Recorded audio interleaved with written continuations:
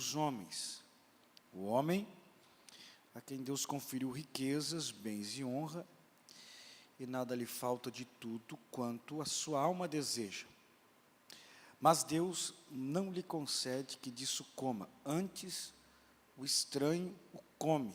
Também isto é vaidade, grave aflição. Se alguém gerar 100 filhos e viver muitos anos, até avançada idade, e se a sua alma não se fartar do bem, e além disso não tiver sepultura, digo que um aborto é mais feliz do que ele. Pois debalde vem o aborto e em trevas se vai, e de trevas se cobre o seu nome. Não viu o sol, nada conhece, todavia tem mais descanso do que o outro. Ainda que aquele que vivesse 2 vezes 1000 anos, mas não gozasse o bem, porventura não vão todos para o mesmo lugar? Todo o trabalho do homem é para a sua boca, e contudo nunca se satisfaz o seu apetite. Pois que vantagem tem o sábio sobre o tolo, ou o pobre que sabe andar perante os vivos? Melhor é a vista dos olhos do que o andar ocioso da cobiça. Também isto é vaidade e correr atrás do vento. A tudo quanto há de vir, já se lhe deu nome, e sabe-se o que é o homem, e que não pode contender com quem é mais forte do que ele. É certo que há muitas coisas que só aumentam a vaidade, mas que aproveita isto ao homem? Pois quem sabe o que é bom para o homem durante os poucos dias da sua vida de vaidade, os quais gasta como sombra?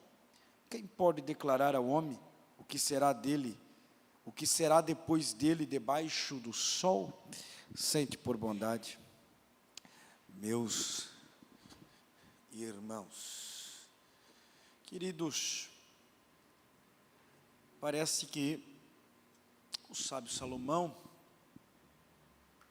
ele repete as informações, as palavras, quando ele fala a respeito do homem que adquire muitas riquezas, muitos bens, e não encontra satisfação.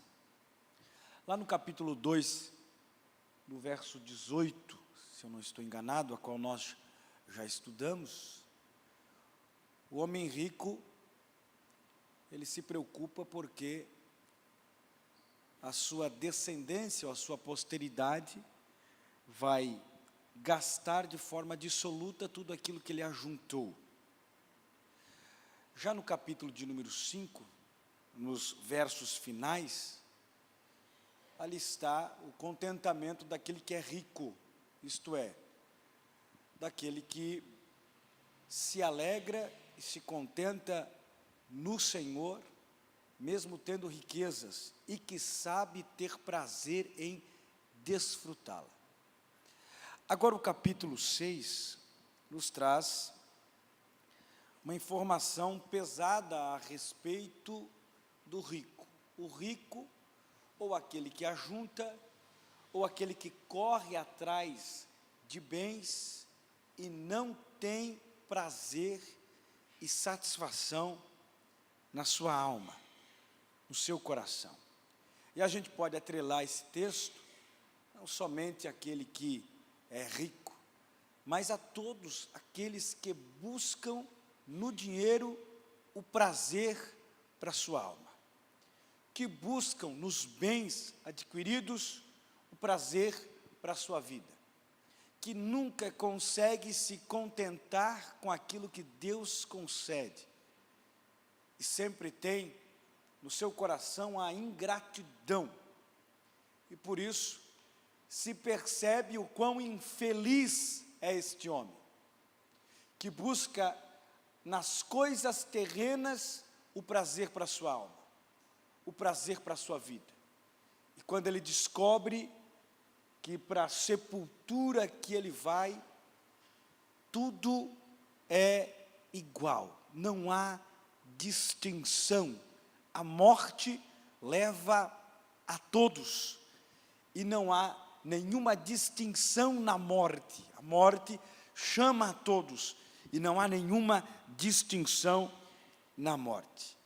Ele começa dizendo que viu debaixo do sol algo que pesa sobre os homens, algo que traz um peso ao homem a qual Deus conferiu riquezas, bens e honras, e nada lhe falta. Salomão está falando dele mesmo. Deus concedeu a Salomão tudo: riquezas, bens, honra. E Salomão desfrutou de forma desonesta tudo o que Deus lhe deu, tudo o que Deus lhe concedeu.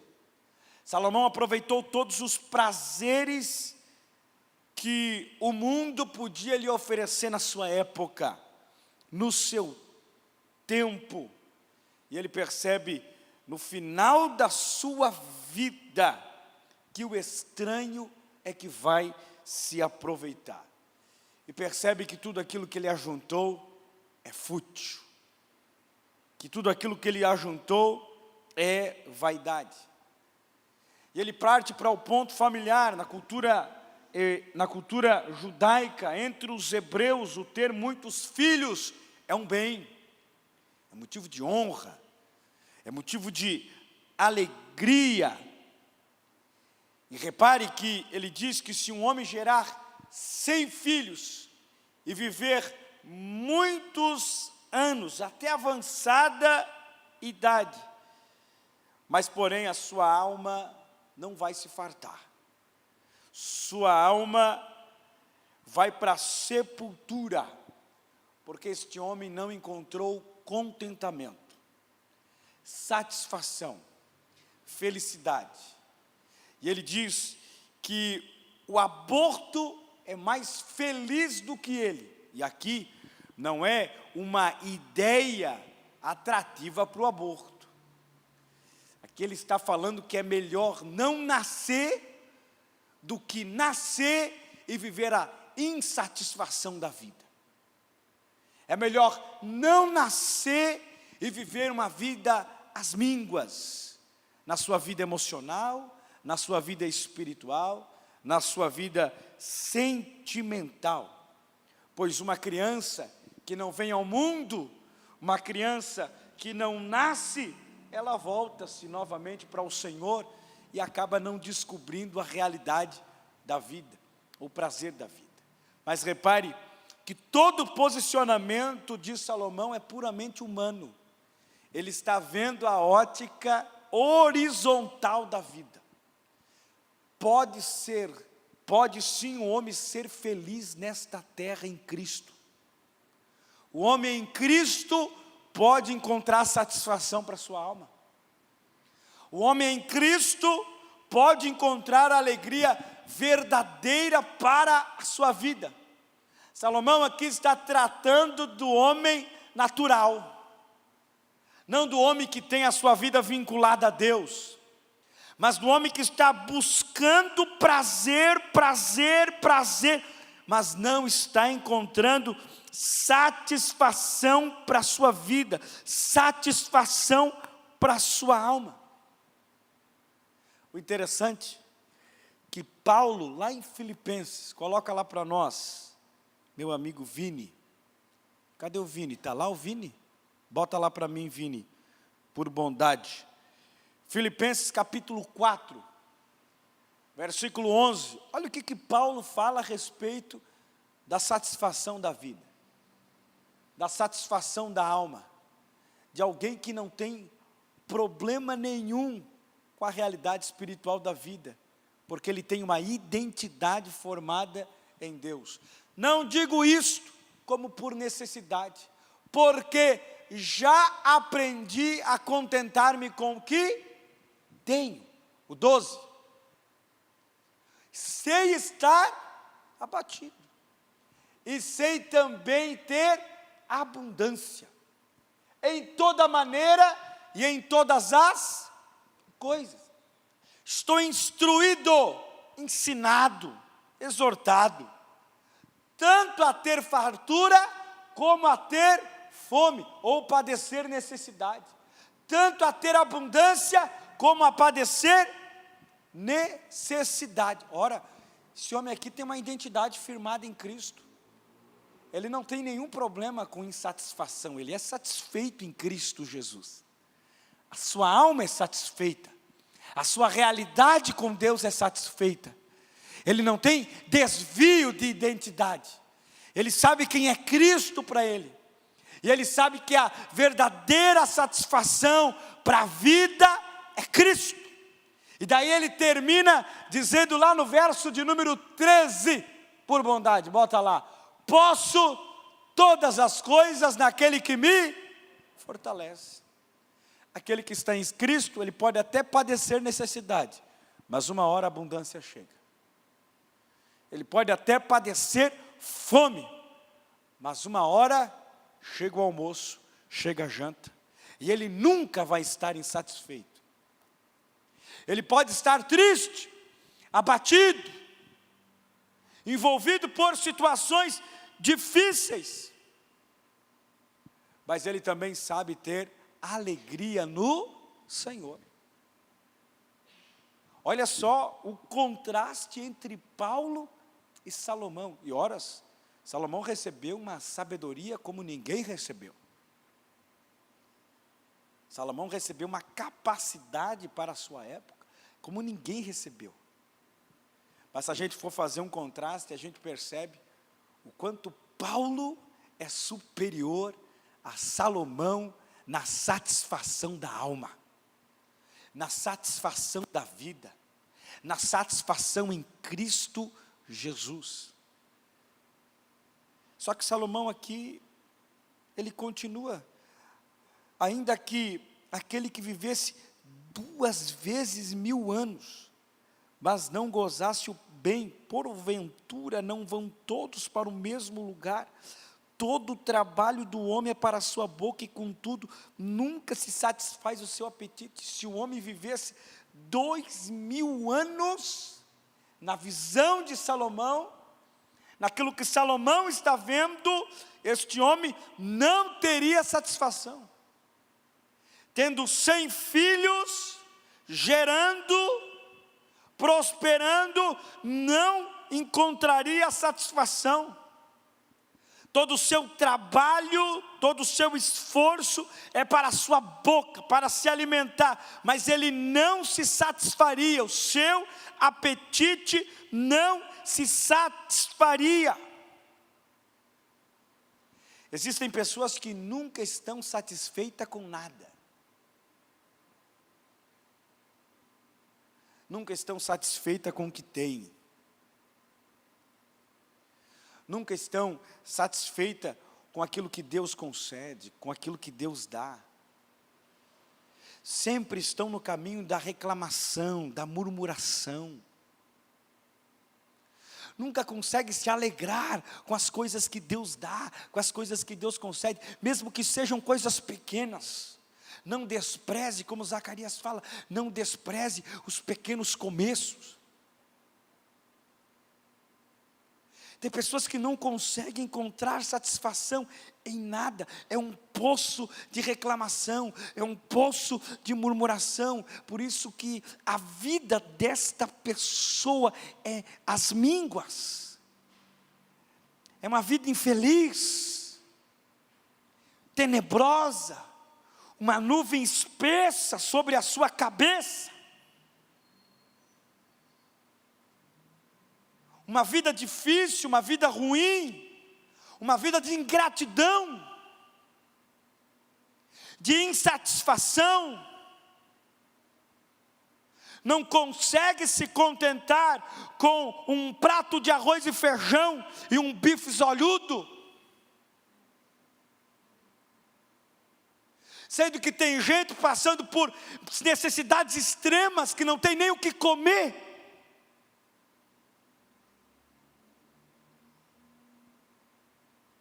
Gente que come uma refeição por dia, como em países que são de extrema pobreza.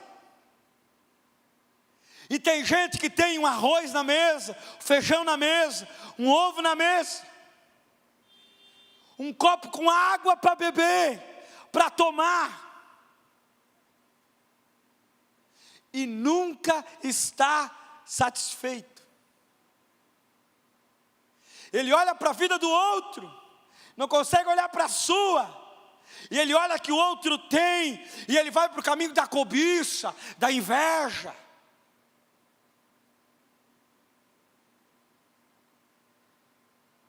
Não consegue se esforçar, se dedicar, mas a vida dele é um poço de reclamação, é um poço de murmuração. É que nem o povo de Israel no deserto. Deus mandava tudo e mesmo assim eles reclamavam. Deus mandava água, mandava codornizes, mandava maná, e mesmo assim eles murmuravam, nunca estavam contentes. As sandálias dos pés cresciam, não apodreciam, as roupas não apodreciam, cresciam junto com o povo, e mesmo assim reclamavam de Deus, reclamavam da liderança de Moisés.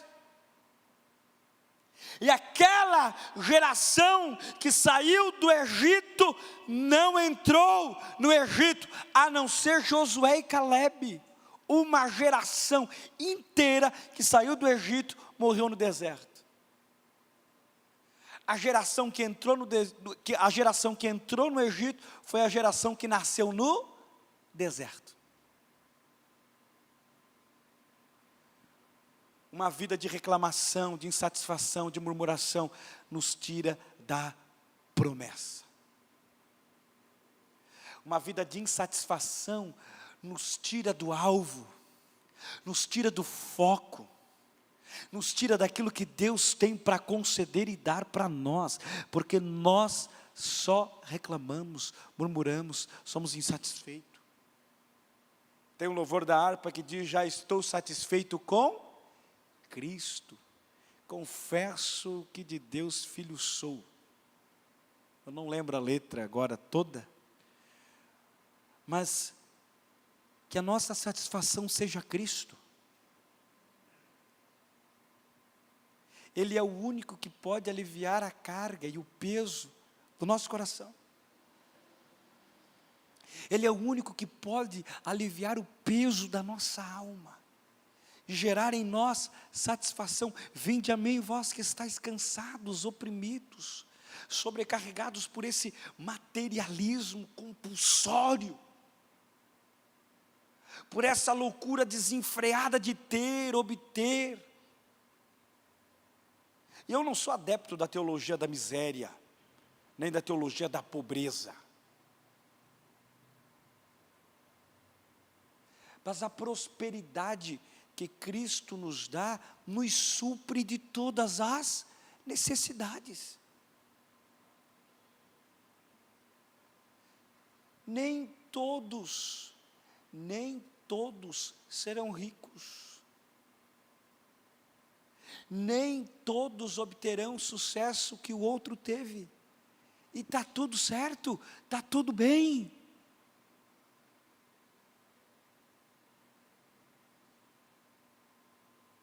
Nem todos serão donos de empresa, de estabelecimentos, comércios, e está tudo certo, está tudo bem, a minha satisfação é em Cristo.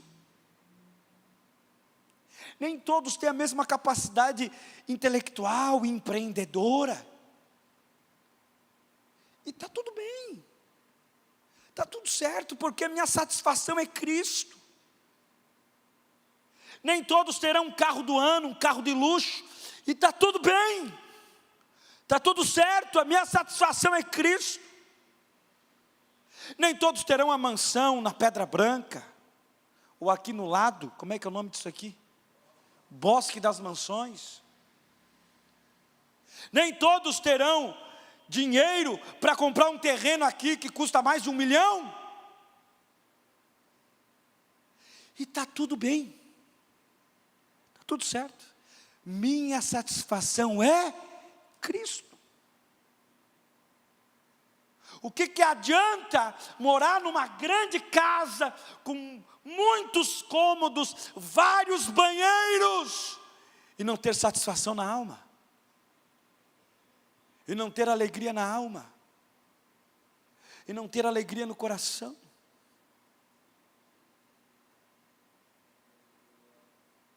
Eu ouvi um testemunho do pastor Sandro Fontoura, quando ele foi pastor de uma igreja. E quando ele chegou naquela igreja para pastorear aquele rebanho, tinha um irmão ali. E esse irmão era muito contente, muito alegre, muito feliz. E ele dava glória a Deus, isso no sul, Rio Grande do Sul. E aquele irmão era alegre, feliz, dava glória a Deus no culto. Aleluia, falava em línguas. Pulava, sapateava. E quando ele chegou ali, o pastor Sandro Fontoura, ele disse que uns obreiros se reuniram e foram conversar com ele. Pastor, o senhor tem que dar um jeito nesse irmão. Esse irmão incomoda. Esse irmão atrapalha. Esse irmão, ele tira a paz do culto. Tem que dar um jeito nele. Daí o pastor Sandro, conversando com os obreiros, não, eu vou lá, vou resolver, vou fazer uma visita para ele. E ele foi visitar o irmão, conversou com o irmão, foi visitar o irmão, descobriu onde é que o irmão morava. O irmão morava num local simples, humilde, numa comunidade, uma casinha pequena, simples. E de repente, quando o irmão vê o pastor chegando, o pastor Sandro Fontoura, uma alegria, meu Deus, o Senhor aqui na minha casa. O Senhor veio me visitar, eu estava orando para Deus mandar um pastor aqui em casa, abençoar o meu lar, abençoar a minha casa. Quando o pastor Sandro viu o irmão, o pastor Sandro ficou envergonhado. Se alegrou com o irmão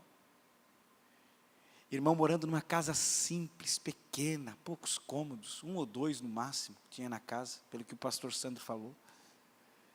Mas aquele irmão tinha uma alegria, uma felicidade. Ele contou o testemunho para o pastor, daquilo que Deus fez na vida dele.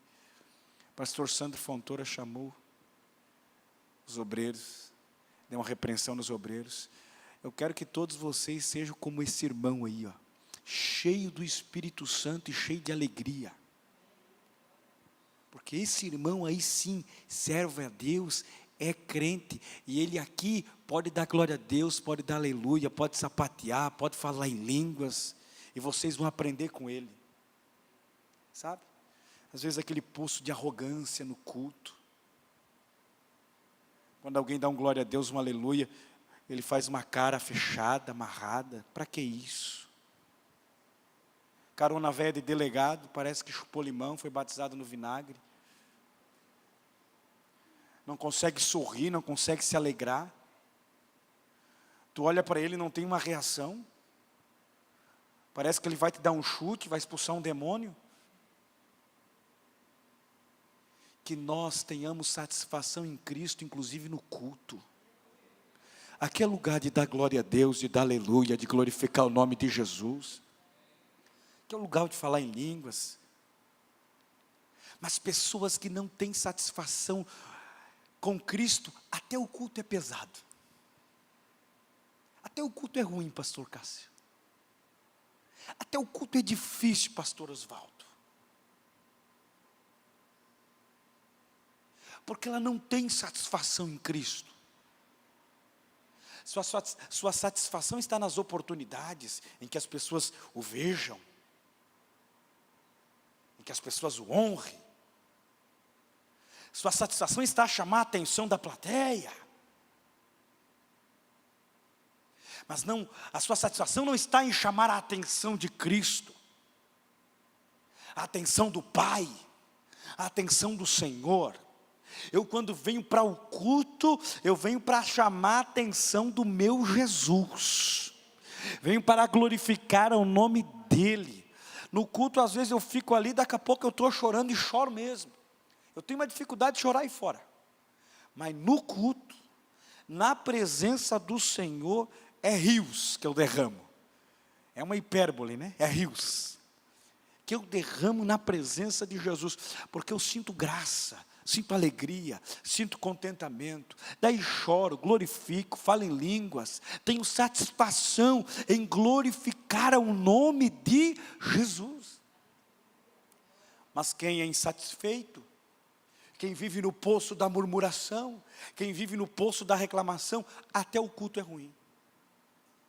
O culto é uma bênção, Deus está no meio da igreja, Deus está operando, mas para ele é ruim, pesado. Por quê? Porque é uma pessoa insatisfeita, não tem contentamento na alma, não tem contentamento na vida, não tem contentamento no coração. Daí Salomão diz que vantagem tem o sábio sobre o tolo, ou o pobre que sabe andar perante os vivos, melhor é a vista dos olhos do que andar ocioso da cobiça. Também isto é vaidade, correr atrás do vento. Ele faz um comparativo até meio esdrúxulo, comparando o sábio com o tolo. Eles vão para o mesmo caminho, para o mesmo propósito, ok? Vão para a sepultura, ok?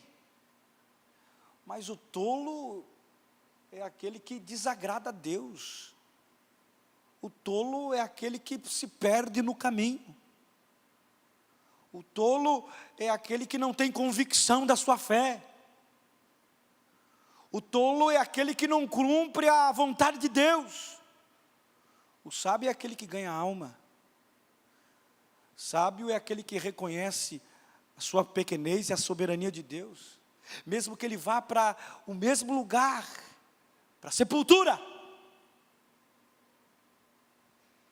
Mas é melhor ser sábio do que tolo. Melhor ser sábio e ter o entendimento da palavra de Deus, mesmo que seja na sua forma mais simples, do que tolo.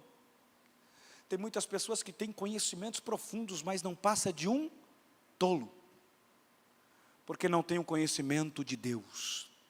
E tem muitas pessoas que não têm nenhuma profundidade acadêmica,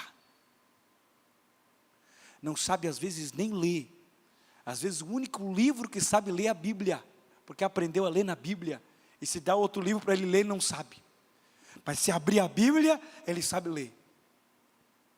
E tem uma sabedoria na sua simplicidade, na sua maneira de viver, na sua conduta, mesmo que vá para o mesmo lugar, para a sepultura, que o fim da vida nesta terra é a morte. Mas é melhor ser sábio aos olhos de Deus do que andar uma vida de tolo, sem direção, sem rumo, sem satisfação, sem apreço e prazer na vida com Deus. E daí, o verso 10, que é a parte, ou o contexto final do capítulo 6, ele diz: a tudo quanto há de vir, já se lhe deu nome. Qual que é o nome? O nome é Adão, homem. Homem. E sabe-se o que é o homem, e que não pode contender com quem é mais forte do que ele. Horas, como é que o homem pode contender com aquele que o criou, com aquele que ele formou? Aqui Salomão está sendo contundente. Às vezes Salomão tem umas mudanças abruptas de pensamento. Como é que pode o homem tentar contender com aquele que o criou? Com Deus. Aqui Salomão está dizendo: o homem é pequeno, o homem é efêmero. Deus é soberano. Deus está acima de todos. O homem mais poderoso da terra é o mais frágil diante de Deus. O homem que possui a maior riqueza da terra é o mais pobre diante de Deus. Não há riquezas no mundo, não há riquezas que o homem adquiriu que chegue perto daquilo que Deus é. Nem chega. Porque é um nada. Tudo que você pode conquistar nessa terra é incomparável daquilo que Deus é e daquilo que Deus tem para nós na eternidade. Tudo que eu conquistei em vida, bens, prazeres em família, satisfação no lar, bons lugares que eu fui, bons passeios que eu fiz, é incomparável aquilo que Deus tem para nós na eternidade. Não chega nem perto, é comparado a um nada. Não há nada nessa terra que chegue perto daquilo que Deus é. Quem é o homem criado por Deus que pode contender com Ele? Que pode disputar espaço ou que pode disputar sabedoria com Ele? Não há. Não tem. Não existe. E daí ele continua: é certo que há muitas coisas que só aumentam a vaidade, mas que aproveita isto o homem? Pois quem sabe o que é bom para o homem durante os poucos dias da sua vida de vaidade, aos quais gasta como sombra? Quem pode declarar ao homem que será depois dele debaixo do sol? Interessante que nós podemos viver uma vida prazerosa diante de Deus nessa terra, mesmo que seja incomparável à realidade da eternidade que nós teremos com Ele. Mas eu posso viver uma vida de satisfação com Jesus nessa terra, em família, com os amigos, com as pessoas próximas, com os meus filhos. Eu posso viver. E daí ele termina nessa incógnita, ou nesse pensamento, que o homem não consegue declarar absolutamente nada do que será depois dele debaixo do sol. Lógico, depois da sepultura, ou a morte quando chegar, nada do que acontece aqui eu conheço, eu sei, porque os meus dias acabaram, porque os meus dias se foram, porque eu não existo mais nessa terra, não faço mais parte desta terra, já estou na eternidade e já estou aguardando o soar da trombeta. Mas se eu for gastar a minha vida nesta terra, que eu gaste ela agradando a Deus, que eu gaste ela servindo à igreja e ao meu próximo. Se eu for gastar a minha vida nesta terra, que não seja uma vida gasta de forma fútil, de vaidade, mas que seja gasta para servir, para agradar a Deus, para servir a igreja, para servir ao meu próximo, para glorificar ao Senhor, para testemunhar acerca dEle na minha vida. Aí que está o sentido da vida. Paulo vai dizer que gastou a sua vida em Cristo, gastou a sua vida servindo a Cristo, como um soldado combateu o bom combate. Que combate que Paulo combateu? O combate do Evangelho, labutando em prol do Evangelho, falando em prol do Evangelho, acabando a carreira, sabendo que os seus dias já estavam findando, e guardando o bem mais precioso que Deus lhe concedeu, a sua fé, porque através da fé que a salvação chegou. A fé vem pelo ouvir e ouvir a palavra de Deus. Esta fé foi gerada por Deus através da sua palavra, e a salvação pela graça veio através da fé em Cristo Jesus. O bem precioso que ele alcançou se findou com ele e foi para a eternidade com ele. Mas ele continua dizendo que esta dádiva não é apenas para ele. E esta coroa da justiça que ele falou que vai receber, não é apenas para ele, mas é para todos aqueles que amarem a sua vinda, a vinda do Senhor. É para todos aqueles que foram fiéis até o fim, é para todos aqueles que estão satisfeitos em Cristo, é para todos aqueles que permanecem em Cristo, tendo prazer na sua alma, no seu coração, sabendo ter e não ter, sabendo estar abatido, sabendo ser alegre, contente, sabendo passar abundância ou sabendo padecer necessidade. Mas o final é: eu posso todas as coisas naquele que me fortalece. Fique de pé por bondade. Coloque lá para nós. Acha aí. Já estou satisfeito com Cristo. Eu não sei eu não sei qual que é o número. Tens ali? Acha aí para nós também, Vini. Bota lá no telão que nós vamos cantar isso. Já estou satisfeito com Cristo. Algum irmão sabe? Os arpeiros? 8:30. 8:30. Bota lá para nós. E vamos cantar ao Senhor e depois nós vamos orar. Agradecer a Deus. Louvar ao Senhor. Botou lá, Vini? Achou?